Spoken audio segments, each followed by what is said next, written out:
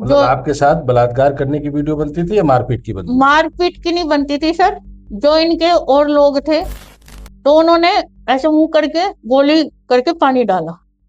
फिर उसके बाद फिर मुझे नहीं पता लगा। फिर जब मैं सुबह उठी, मेरे बदन पे कपड़े नहीं थे। बिस्तर पे तो थी, पर बदन पे मेरे कपड़े नहीं थे। मतलब आपका वकील ही आपके साथ हाँ शादी कर जी। बैठा? उसने कोर्ट मैरिज करी। कोर्ट मैरिज करके अपने घर ले गया। अपने घर ले जाके 1.5 महीने बाद ही मेरा प्लॉट उसने अपने नाम करा लिया। ये मतलब इनकी जो हरकतें थी, काफी मतलब अलग थी। नहीं तो तो क्या इससे पहले हाँ जी। कभी ऐसा हुआ कि जो सो कॉल्ड गुड्डू है आपका, हाँ जी। इसने कभी आपके साथ हम बिस्तर होने की कोशिश की या आप हुए उस संबंध में गए कभी? मेरे साथ में काफी बुरा हुआ है। जो घटना हुई है धर्म परिवर्तन की और धोखाधड़ी की, काफी चीजें हुई है। बलात्कार भी हुआ है, किडनैपिंग भी हुआ है, नेता लोग भी है इसमें, बहुत कुछ है। मैं जब दुखी होगी, हर चीज में मुझे टॉर्चर करा जाता था। फिर मैं वहां से निकल गई थी, फिर मैं बागपत में अकेली रहने लगी थी। आपके उस मुद्दे पर आते हैं कि आप इसके बाद जहां वो कपड़े खरीदने ले जाते थे आप वहां हाँ जी, जाती हैं। हाँ जी, वहां जाती थी। तो वहां क्या हादसा हुआ आपके साथ? सर वहां पे जो है, मैं जब सूट लेने जाती थी, तो मैंने उनसे पूछा। मैंने कहा भैया मुझे चेंजिंग रूम में, मैंने कहा ये कुर्ती मुझे देखनी है। जब मैंने उसमें गेट खोला, उसमें लाइट नहीं थी। मैंने कहा भैया इसमें लाइट नहीं है गुड्डू भैया। तो उसने कहा ठीक है। उसने अपना मोबाइल ही ऑन करा और वहां रख दिया। मैंने ये नहीं देखा कि उसमें वीडियो भी बनी हुई है, ऊपर भी एक छोटा सा कैमरा लगा हुआ है। बस मैंने चेंजिंग रूम में कपड़े अपने चेंज करे और देखा कुर्ती आ गई। जब मैं आपको लेकर, कैसे पता चला कि ऊपर कैमरा लगा हुआ है? सर मुझे जब पता लगा, जब उसने मुझे वीडियो दिखाई, तो वो लोग मारपीट करके फिर कहने लगे इसको केरला भेजो, इसको केरला भेजो। केरला का क्या कनेक्शन है इसमें? ये मुझे नहीं पता सर। ये ज्यादातर यहाँ से लड़कियां गायब होती हैं जो, तो ये केरला ही भेजते हैं। ये लोग चाहे तो शोरूम से फंसाते हैं लड़कियों को, चाहे प्रोटीन इनकी जैसे जिम है उससे फंसाते हैं। प्रोटीन देते हैं लड़कियों को, फ्री में देंगे पहले तो ये लोग। और जब मैंने वो ऑब्जेक्शन उठाया, तो उसकी बहन जो है वो राजा से हिली हुई है, वो लड़की अल्ताफ से हिली हुई थी। नहीं तो क्या पैसा पुलिस को खरीद सकती है? योगी जी की पुलिस सर है। उनकी जेब में वो सब। योगी जी की पुलिस है। योगी जी की पुलिस है, उनकी जेब में है। उन्होंने मुझे पहले ही बोल दिया था कि हमारा कुछ नहीं बिगाड़ सकती, और वाकई में मैं कुछ नहीं बिगाड़ पा रही हूँ उनका। एफआईआर तो लिख गई। सर एफआईआर दर्ज करी गई, मगर 5 बंदे उठ गए, 3 जब भी छोड़ दिए गए। 2 बंदे जेल गए, मुझे किडनैप करा किसी ने नहीं, मेरी दो एक। बंदे जेल गए थे या छूट गए थे वो भी उसी दो समय? बंदे 1 महीने के लिए जेल गए सर। नमस्कार, मैं विजय। नारी तू नारायणी का नारा लेकर के मोदी सरकार इस समय आगे बढ़ रही और भारत विश्व गुरु का सपना बनने की बात कर रहा है। रात में ही खबर आई कि आधी आबादी ने हमें विश्व गुरु बना दिया क्रिकेट में। लेकिन इस आधी आबादी की जमीनी हकीकत उन्हीं के अपने भारतीय जनता पार्टी के राज वाले, जहां हम राम राज की बात करते हैं, योगी जी की सरकार में कैसी है, उसकी एक्सेस की आज हम आपको सुनाने की कोशिश कर रहे हैं। कोशिश इस बात की कि कैसे किसी के साथ अत्याचार की एक हद गुजर जाती है और बेशर्म तंत्र पूरा, चाहे वो पुलिसिया तंत्र हो, चाहे वो समाज का तंत्र हो, या सियासत के वो आका हो जो हमारे प्रतिनिधि बनने का ख्याल हमें दिखाते हैं। हमारे सामने एक महिला है। इनकी अपनी सिसकियों से आपको ये अंदाजा लग सकता है कि कष्ट कितना बड़ा होगा, लेकिन हम इन्हीं की जुबानी सुनेंगे, क्योंकि हम चाहते हैं कि उस बेशर्म समाज को कम से कम थोड़ी सी तो तस्वीर दिखे। परिचय बिना नाम का। बिना मैं नाम बताए आप ये बताएं कि आप हैं कहाँ से? मैं बागपत से हूँ। मेरे साथ में काफी बुरा हुआ है। जो घटना हुई है धर्म परिवर्तन की और धोखाधड़ी की, काफी चीजें हुई है। बलात्कार भी हुआ है, किडनैपिंग भी हुआ है, नेता लोग भी है इसमें, बहुत कुछ है। पुलिस कहाँ है? सर मैंने 5 पेज की एफआईआर दर्ज कराई थी पहले। जो प्रताप गुर्जर है, उनका लड़का एडवोकेट है। मैंने उन्हीं से ही एफआईआर दर्ज लिखवाई थी। उस मेरे एक मौसा जी है मेरे ससुराल के रिश्ते से। उनसे मैंने बताया, उन्होंने ही एफआईआर दर्ज करवाई उन वकील साहब से। उसके बाद मैंने जो कप्तान साहब को वो एफआईआर दर्ज दी। एफआईआर दर्ज देने के बाद उसी दिन ही एक्शन लिया गया, जिसमें 5 आदमी तुरंत ही शाम तक उठ गए थे, जिसमें 2 बंदे पकड़े गए थे, 3 बंदे जब भी थोड़ी देर बाद ही छोड़ दिए, जिसका नाम शहजाद है, नौशाद है और बाबू राणा। उनको छोड़ दिया था, अल्ताफ को और राजा को, इन दोनों को रखा गया था। अभी अल्ताफ और राजा कहाँ है? वो छोड़ दिए वो भी। मतलब कोई कार्रवाई नहीं है? नहीं सर। तो अब जब कार्रवाई की बात आई तो सबसे पहले पीछे चले हम थोड़ा सा, जी सर। कि आप बागपत में रहती हैं, साथ में रहता कौन है आपके? सर मेरे साथ में कोई नहीं रहता, मैं अकेली रहती हूँ। एक्चुअली मेरी पहले एक जगह शादी हुई थी, वहां से मेरे बच्चे भी हैं। फिर वहां पे हमारे हस्बैंड वाइफ का झगड़ा रहता था बहुत ज्यादा, बहुत ही, उसके कारण मैंने फिर गाजियाबाद में एक हमने जमीन बेच के एक प्लॉट लिया था अपना, वो हम लोग बना रहे थे मजदूरी कर करके। तो उस टाइम तेजपाल डैडा जो है, मैंने उनसे कहा था कि मुझे डिवोर्स चाहिए, तो उन्होंने डिवोर्स देने की बजाय उसने कहा जल्दी डिवोर्स ऐसे नहीं मिलेगा आपको, आप एक काम करो, एक दिखावटी कोर्ट मैरिज कर लो। तो उसने अपने साथ में ही कोर्ट मैरिज करी। मतलब आपका वकील ही आपके साथ हाँ शादी कर जी, बैठा? उसने कोर्ट मैरिज करी, कोर्ट मैरिज करके अपने घर ले गया, अपने घर ले जाके 1.5 महीने बाद ही मेरा प्लॉट उसने अपने नाम करा लिया। और जो मेरे पास एक दो चीज थी, मेरा जो जेवर था, तो वो सब लेके फिर उसने मुझे अपने घर में मुझे टॉर्चर करना, मारपीट करना मेरे साथ में, और काफी चीज करके फिर मुझे वहां से, मैं जब दुखी होगी हर चीज में मुझे टॉर्चर करा जाता था, फिर मैं वहां से निकल गई थी, फिर मैं बागपत में अकेली रहने लगी थी। पहले पति को इस बात की जानकारी थी कि आपकी कोर्ट मैरिज करा ली गई है? हाँ, नहीं उनको मैंने बता दिया था, अपने हस्बैंड को, उनको पता लग गया था फिर। उनको आपने बता दिया? हाँ जी। बात के हादसे की भी जानकारी है उनको कि इस तरीके से वकील ने आपके साथ कोर्ट तो मैरिज की, फिर हाँ इस जी, तरीके की हरकतें की? हाँ जी, उनको बता दिया था, उनको पता लग गया था इधर उधर से। उसके बाद क्या हुआ? उसके बाद सर, जब मैं अकेली रहने लगी वहां पे, तो तेजपाल सिंह जो है वो आते नहीं थे, आता तो मारपीट करता था, जो मैं पैसे थोड़े बहुत जोड़ती थी उसको वो ले जाता था।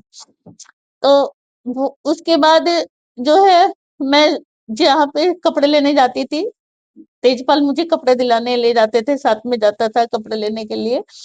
जो गुड्डू नाम का है, उनका शोरूम है, मैं वहां पे जाती थी शोरूम पे अब कपड़े सवाल लेने। सवाल ये है कि जो जमीन आपकी धोखे से तेजपाल के नाम चली हाँ गई, जी। उसकी कोई कार्रवाई आपने की? सर मैंने कार्रवाई गाजियाबाद से करी थी, तो वहां पे वो वकील है, इसलिए वहां पे उन वकीलों की, वहां पे जो उनके सीनियर वकील हैं वो सब एक हो गए, तो मेरी वहां भी नहीं चली थी। फिर उसके बाद उसने खुशामंद करी, उनके रिश्तेदारों ने बोले कि कोई बात नहीं, प्लॉट तुझे दे दूंगा, ये कर दूंगा, वो कर दूंगा।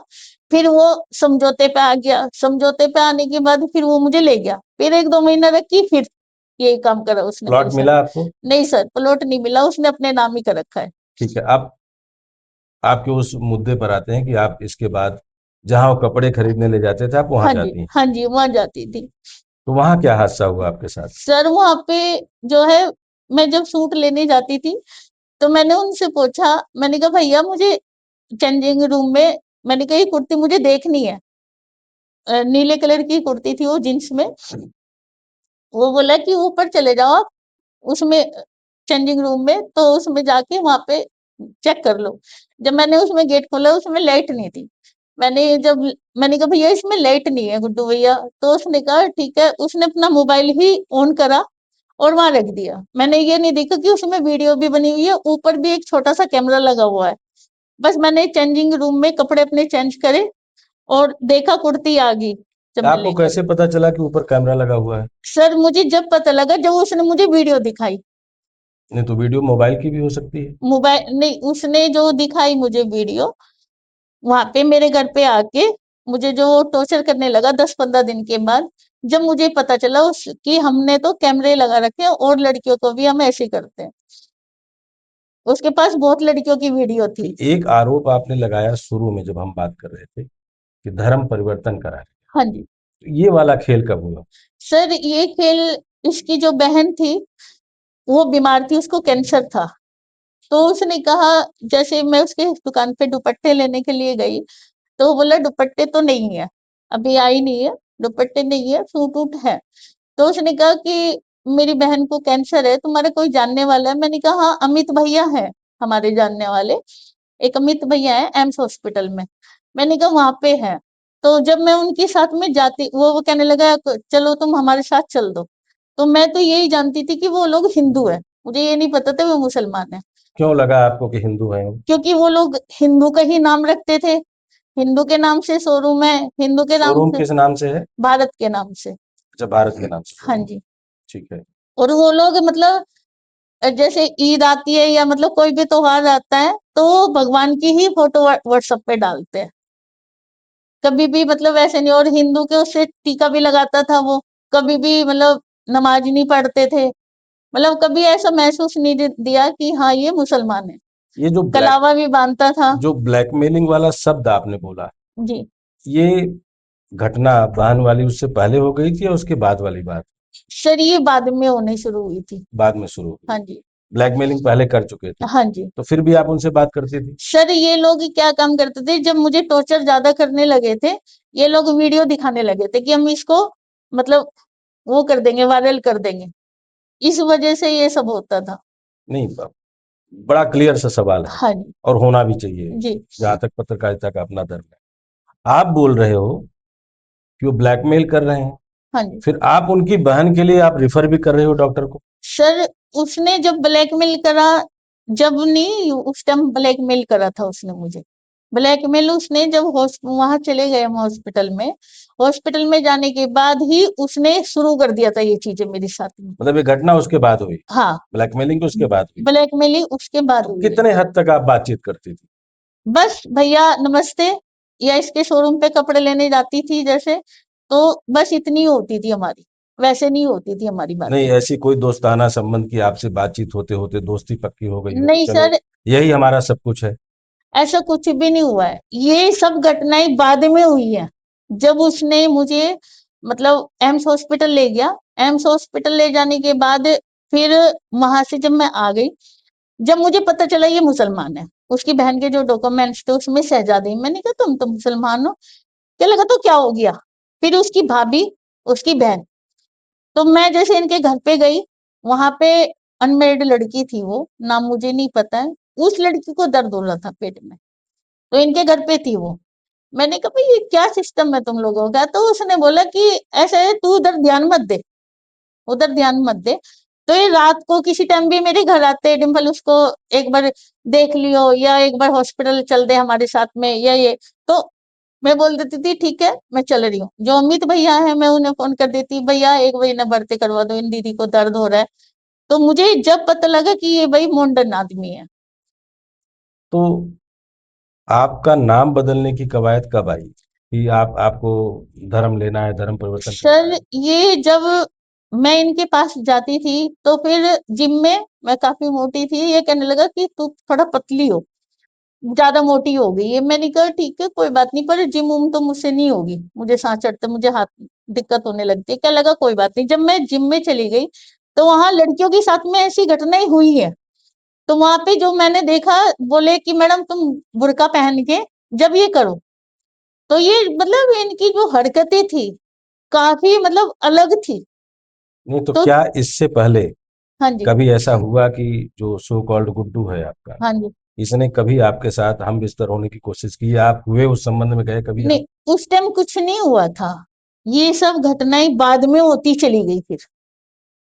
धर्म परिवर्तन हो गया था तब का? नहीं, धर्म परिवर्तन नहीं हुआ। जब इसकी बहन का मैटर आया, इसने मुझे वीडियो दिखानी, 5 बजे ये मेरे घर पे आया, जब इसने मुझे वीडियो दिखाई फिर ये सब घटनाएं मेरे साथ होती चली गई। मतलब आप इसके साथ हाँ जी। संबंधों में रही? जब संबंध ये मेरे से जबरदस्ती बनाने लगा, वीडियो दिखा दिखा नहीं, कर। बड़ी सीधा सवाल, हाँ जी। ये जबरदस्ती था या आप बातचीत में व्यवहार में नहीं आकर के सर, चले गए? जबरदस्ती होता था ये सब। तब आपने सवाल क्यों नहीं उठाया? सर मैंने कई बार एफआईआर दर्ज करने की कोशिश करी है, मगर ये लोग मेरा पीछा करते थे।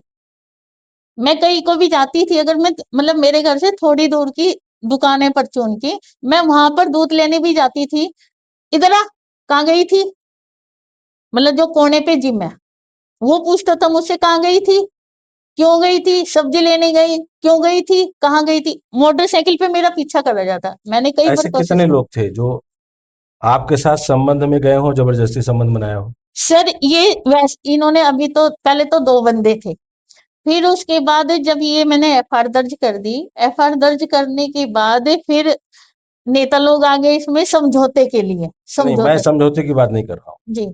मैं कर रहा हूँ कि ऐसे कौन लोग थे गुड्डू के अलावा राजा था, जो आपके साथ बिस्तर तक चले गए, जबरदस्ती गए, रा, रा, आपकी मर्जी से गए, कैसे भी गए? राजा था और अल्ताफ था पहले तो। मतलब गुड्डू और राजा। हाँ जी। तो राजा का क्या नाम है? राजा, मैं राजा के नाम से ही है, और उसका वैसे नो राजा उर्फ एक नाम और है। चलिए ठीक है।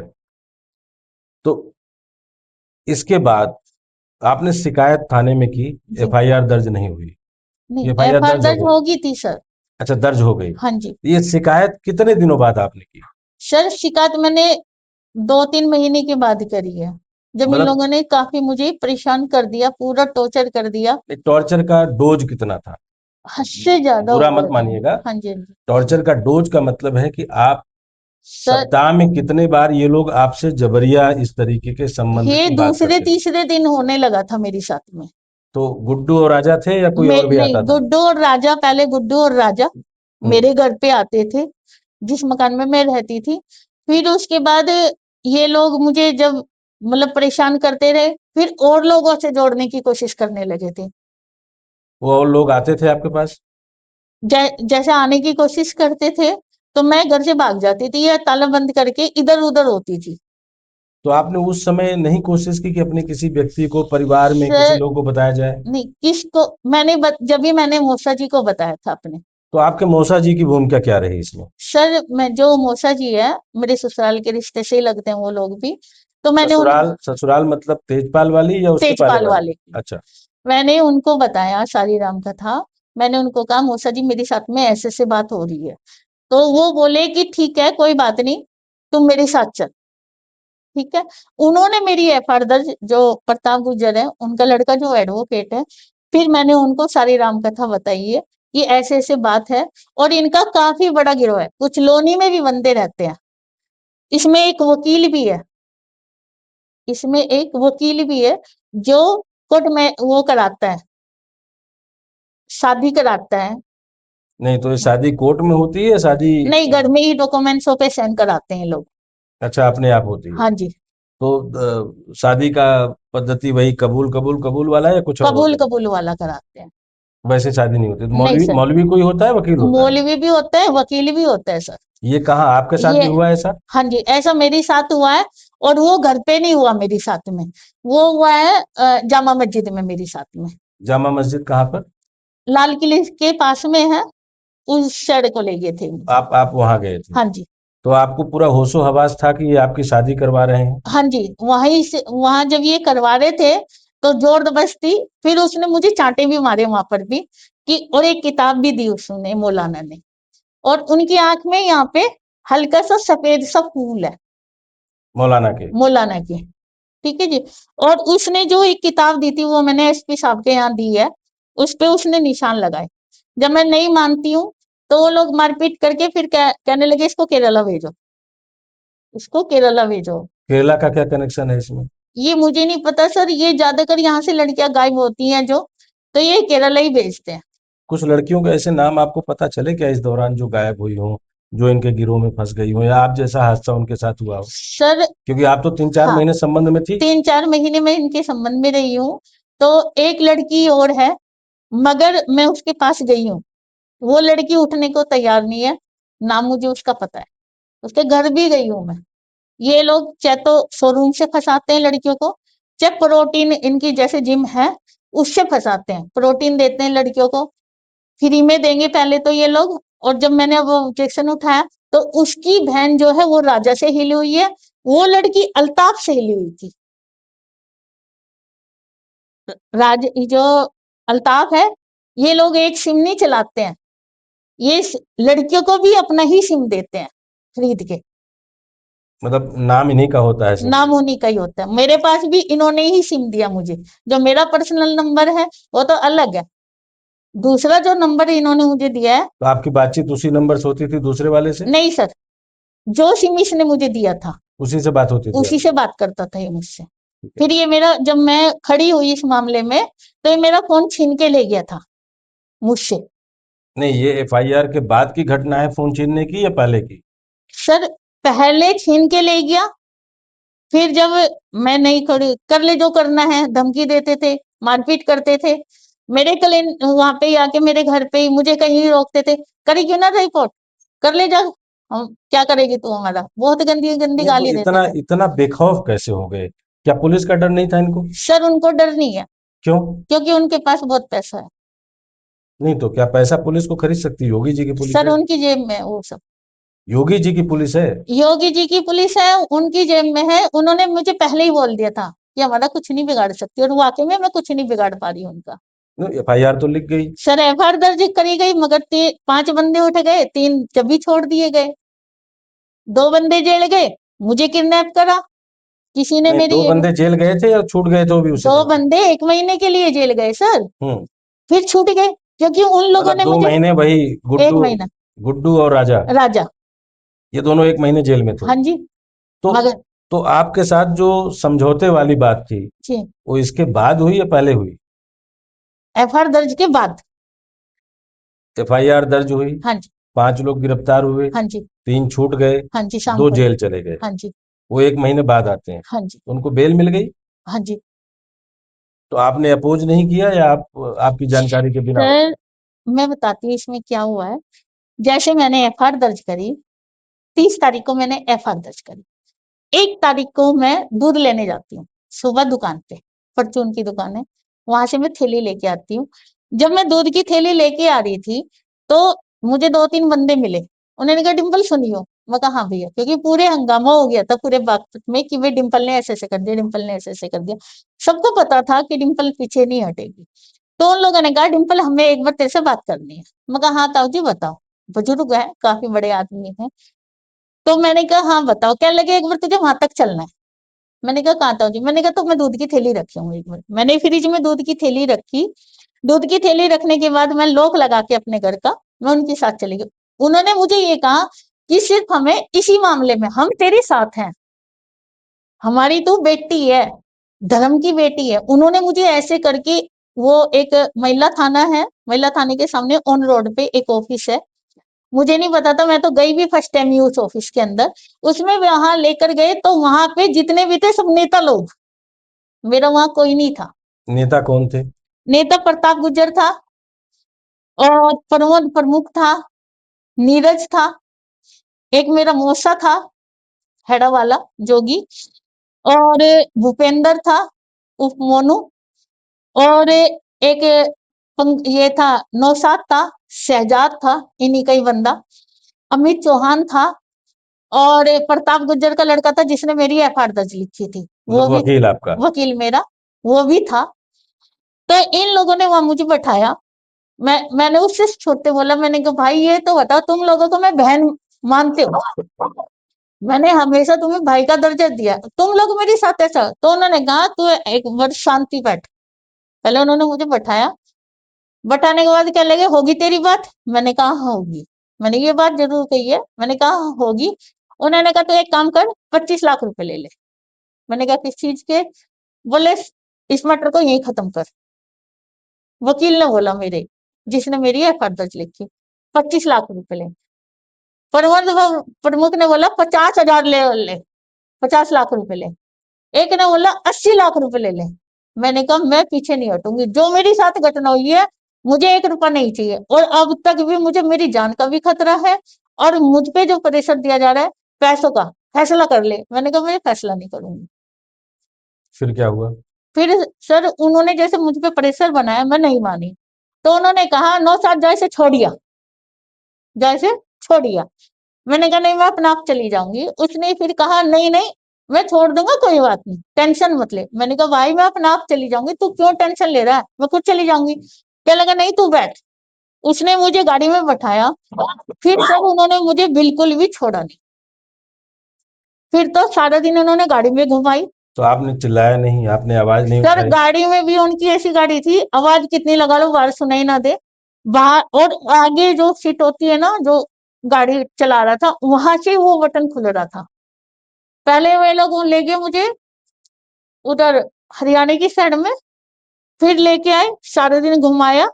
फिर वे मुझे गाजियाबाद वाले रोड पे एक होटल है, रात को उस समय ले गए। दिन में बढ़िया पिटाई करी गाड़ी में ही मेरी। 3 गाड़ियां रहती थी इनके, एक नौशाद वाली, एक नीले कलर की है बड़ी गाड़ी है, और एक सफेद रंग की गाड़ी है। तो मारपीट की गई आपके साथ गाड़ी में भी? हाँ जी। कौन कौन था उसमें शामिल? गाड़ी में, एक गाड़ी में तो अमित चौहान और नौशाद रहता था, और एक गाड़ी में बिल्ली आदिल और शहजाद रहता था। एक गाड़ी चलाता था उनका ड्राइवर, वो गाड़ी कभी कोई सी पकड़ाता था, कभी कोई सी पकड़ाता था, कभी कोई सी पकड़ाता था। अच्छा, हाँ जी। फिर इसके बाद क्या हुआ? होटल गए आप? सर फिर 2 तारीख की रात को 3 तारीख लग गई थी, तो जब वो लोग होटल गाड़ी में बोल देते थे, अगर हल्का सा भी तूने महसूस करा फिर देखियो हम तेरा क्या हाल है, नव्या वाला हाल करना है तेरा, ध्यान रखियो। मैं ऐसे खड़ा भी नहीं हो जाता था, मैं ऐसे कमर पकड़ के खड़ी होती थी। तो गाड़ी में भी मुझे देखने नहीं देते थे, जाली लगाते थे डबल डबल, बाहर से मुझे कुछ नहीं दिखाई देता था कि बाहर मैं कुछ देख लूं, कुछ नाम पढ़ लूं। मुझे कोई भी पहचान नहीं होनी, एक रास्ते से कभी नहीं लेके आते थे जाते थे, कभी कोई से रास्ते से, कभी कोई से रास्ते से। होटल का नाम आपको पता है? हाँ जी, क्या नाम है होटल का? रॉयल के नाम से। Hotel royal. हाँ जी। तो रखा कहाँ आपको? सर चौथी तीसरी मंजिल पे, रूम नंबर 4 में, 204 नंबर है। तो कमरा कैसे आपको पता था कि 204 मैं नंबर? सर ऐसे हुआ था, जैसे मैं गई तो मुझे बेचैनी थी, मैं पूरी रात भागना चाहती थी वहां से।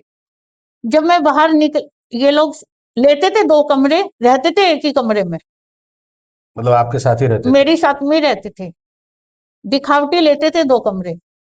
फिर उसके बाद इन लोगों ने क्या काम करा, रात को मेरी पिटाई भी होती थी, वीडियो बनाते थे बाकायदा।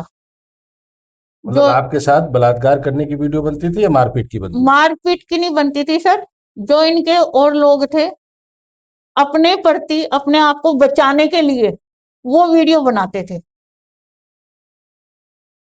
जो ये बच जाए। इन्होंने कुछ नहीं करा, मैंने तो दूसरे के उसमें गवाही दी है, वो दी है, मैंने तो ऐसे दे दी, ये मुझे धमकी दे रहा था इसलिए दे दी है। मतलब उल्टे सुल्टे जवाब पूछते थे ये मुझसे, आपसे पूछते थे? बोलते थे कि ऐसे ऐसे बोल। अच्छा। फिर ये पर्चे रखते थे सर गाड़ी में भी और वहां पे भी। तो आपके साथ इस होटल में मतलब कोई दुर्व्यवहार इन्होंने नहीं किया, नहीं सर, मार पिटाई के साथ? अमित ने और नौशाद ने रात को मेरे साथ बलात्कार किया।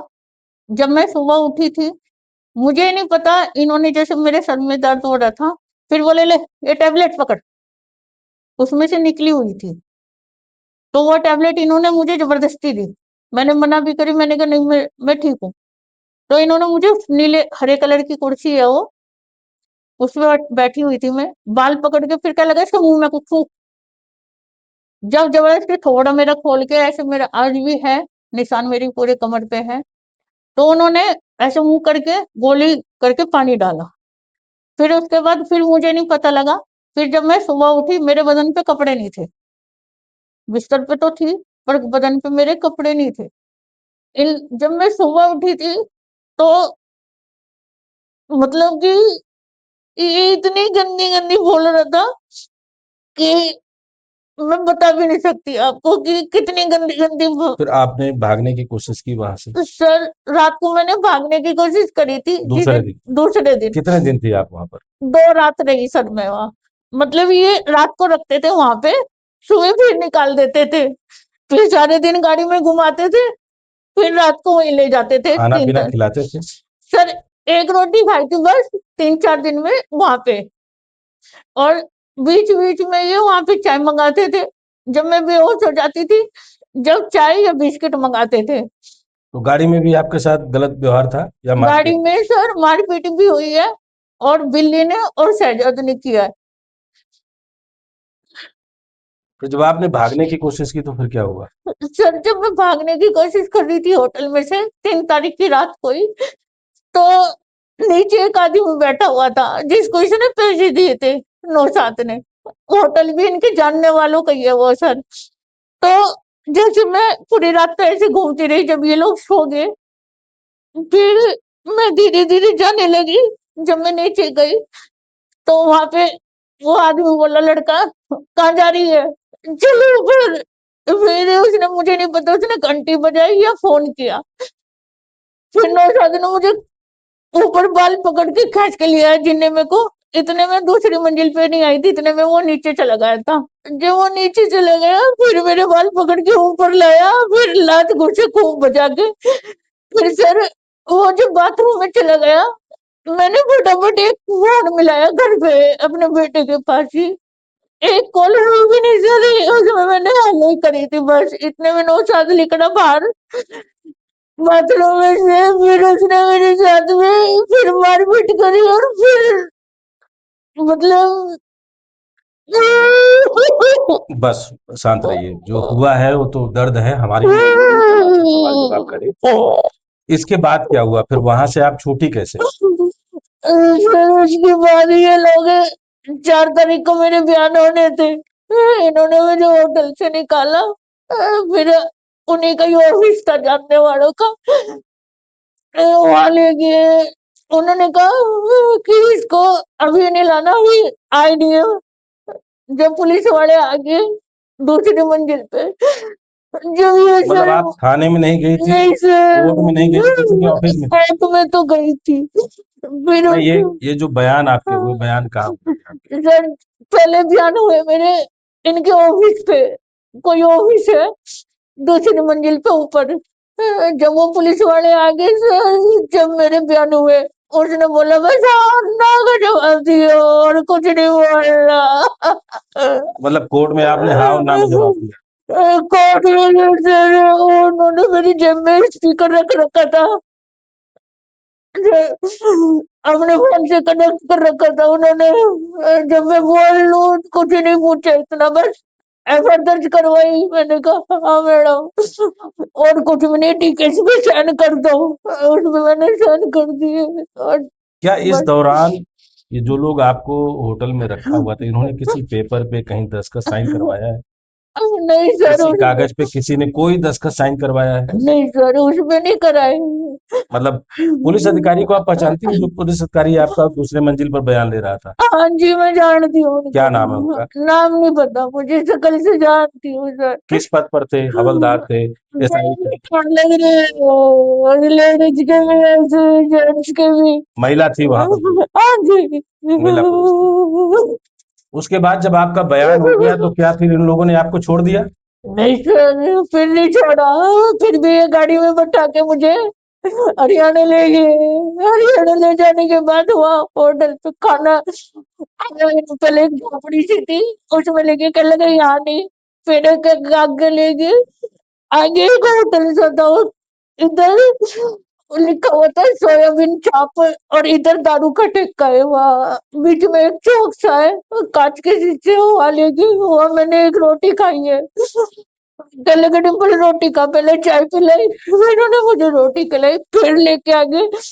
फिर रात को, रात हो गई थी बहुत, 10:30 पौने 11 बज रहे थे। फिर इन्होंने मुझे वहां छोड़ा, वहां भी नहीं, फिर जहाँ कलेक्ट्रेट फैक्ट्री सी है वहां रखी। इन्होंने फिर प्रमोद प्रमुख को फोन करा, कहने लगे अभी ना छोड़ो इसे, अभी तो यहाँ खतरा बन सके। फिर वहां से भी नहीं छोड़े।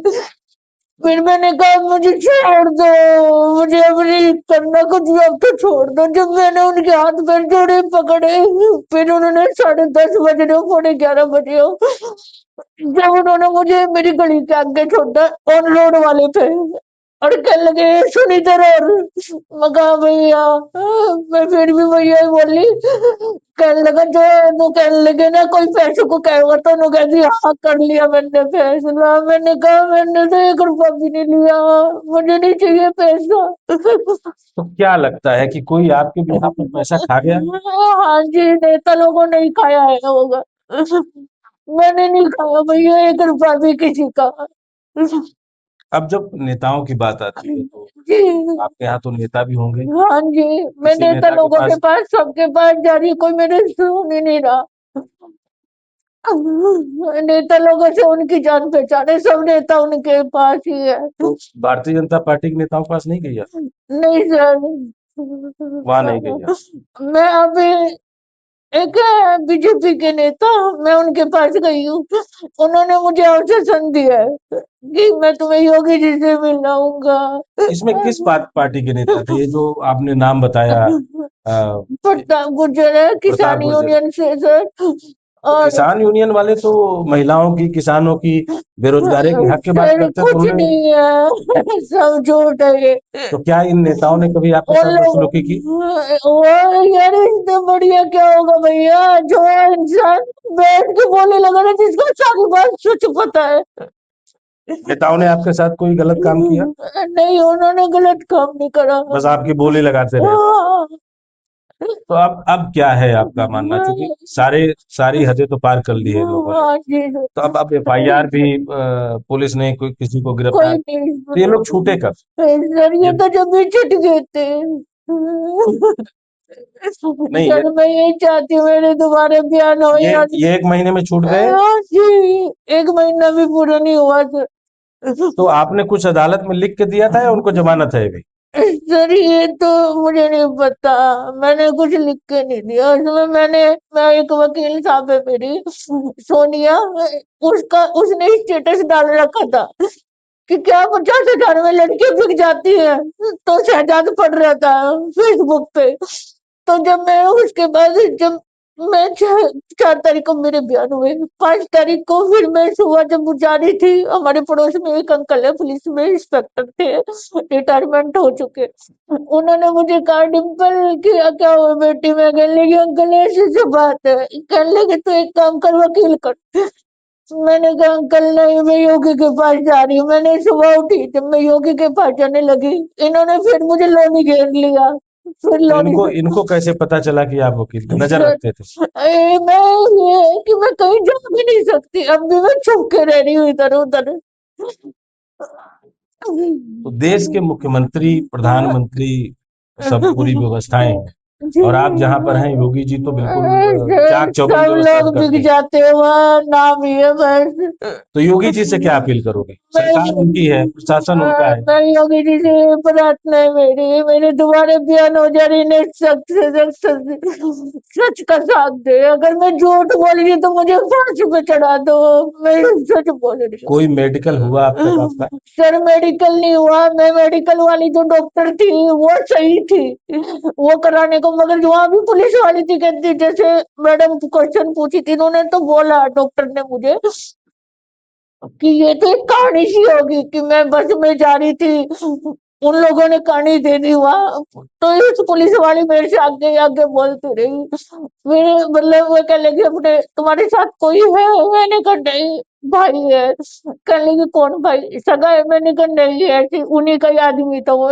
जब मैं उसको भाई कह रही हूँ तो कहने लगी ये नहीं कोई और हो। मैंने कहा नहीं मैडम कोई नहीं है। कहने लगी तो कि मतलब अभी तक कोई मेडिकल नहीं? नहीं सर, एफआईआर दर्ज होने के बाद, हाँ जी, रेप के इतने संगीन आरोप के बाद, हाँ जी, कोई मेडिकल नहीं हुआ? कोई मेडिकल नहीं हुआ। जब आप 4 तारीख को जज साहिबा के सामने थी, हाँ जी, तब कब आपने बोला नहीं कि हमारा मेडिकल कराया जाए? नहीं सर, उन्हें के स्पीकर दे रखा था मेरी जेब में, मैं जुबान भी डराया था कुछ बोल करके? सर, उन्होंने इतना डरा कर, तो उन्होंने ऐसे आदमी वे 1 मिनट में औरतों का पता नहीं लगने देंगे कहाँ गई कहाँ नहीं। अब जब आप बाहर हो, मीडिया में हो, पुलिस वालों के पास हो, योगी जी के पास जाने की बात कर रही हो, जी तब नहीं लगता कि आपको मेडिकल अभी कराना चाहिए? सर, मैं जाऊं कैसे? मुझे तो किसी की सपोर्ट ही नहीं मिल रही।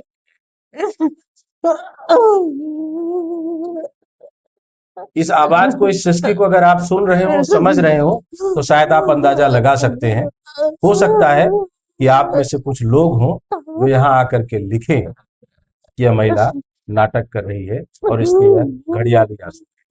लेकिन इन सब शब्दों के ऊपर इस तरीके के अत्याचार, धर्म परिवर्तन की अपनी कवायद और लव जिहाद शब्द बोलना शायद यहाँ बहुत अच्छा नहीं होगा, क्योंकि यह उससे ज्यादा कुकृत्य घटना है। क्योंकि इस तरीके की घटनाओं के पीछे कोई ना कोई गुड्डू, मोनू, शहजाद, इस तरीके के लोग आते हैं, और जो आते हैं वो ऐसा ही दर्द देते हैं।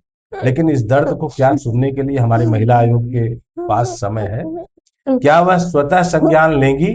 क्योंकि यह घटना योगी जी के अपने राज में हुई है और बागपत में। सांसद भी इनका, मेयर भी इनका, हो सकता है पार्षद भी इनका हो, प्रधान भी इनका हो। ऐसे समय में और एक ऐसे नेता के ऊपर आरोप जो भारतीय किसान यूनियन का बड़ा नेता हो, जिसका बेटा वकील हो, जो इनकी वकालत के लिए आया हो, फिर बाद में सौदेबाजी पर उतर गया। इन सब आरोप के पीछे क्या सच है? क्या इसको जानने की कोशिश योगी जी और उनकी सत्ता और उनके प्रशासन के लोग करेंगे, या फिर इस जांच को उठा करके उन्हीं अधिकारियों को दे देंगे जिन्होंने इनका बयान अपने हिसाब से लिया और सबको आजाद खुले छोड़ दिया है कि इनकी जान पर आफत बने रहें और जब मन चाहे रिमोट कंट्रोल से चलाते रहें। यह एक पीड़ित औरत है। हो सकता है कि भाव में लोगों से बातचीत करने में थोड़ा सा इन्होंने नरमी बरती हो, लेकिन इस नरमी के ऊपर इतनी बेशर्मी, शायद लानत है बागपत के उन लोगों को जिनको माना जाता था कि वो लोग लड़ाई के लिए, अपनी बहन बेटियों के लिए खड़े हो जाते हैं। यह समाज के लिए भी सीधा सवाल है, हम सब के लिए भी सीधा सवाल। अगर आपको लगता है कि वाकई इसमें न्याय मिलना चाहिए, तो एक सुर में खड़े हो जाइए और ऐसे खड़े होइए कि किसी भी गुड्डू, नौशाद, शहजाद, किसी को यह हिम्मत ना हो कि हमारी बेटियों के साथ, हमारी मातृशक्तियों के साथ ऐसा बर्ताव कर सके। और यह तभी होगा जब योगी जी का बुलडोजर अपने पुलिस के अधिकारियों पर चलेगा, क्योंकि खाकी कहीं ना कहीं यहाँ पर दागी दिख रही है। कितनी और किस हकीकत में, यह तो जांच का विषय है। जय हिंद, जय भारत।